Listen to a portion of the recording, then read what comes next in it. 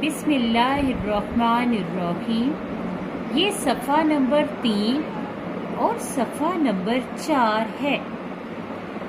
लालू लाल रंग का है, वो लाल टोपी पहनता है। ये लालू है, लालू का रंग लाल है। लालू के सर पर लाल रंग की टोपी है। लालू की चोंच का रंग पीला है। लालू तार पर बैठा है। ये तार है, तार पर कुछ धुले हुए कपड़े लटके हुए हैं। ये टोकरी है, टोकरी में कुछ धुले हुए कपड़े हैं। ये दरख्त है।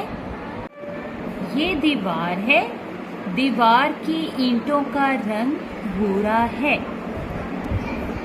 नीलू नीले रंग का है, वो नीली गेंद से खेलता है।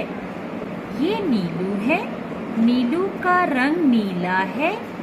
नीलू की चोंच का रंग लाल है। नीलू की गेंद नीले रंग की है। नीलू नीले रंग की गेंद से खेलता है।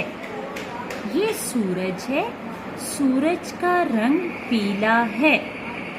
ये गमले हैं, गमलों का रंग गोरा है।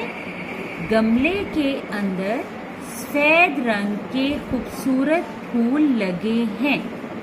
ये घास है, घास का रंग हरा है।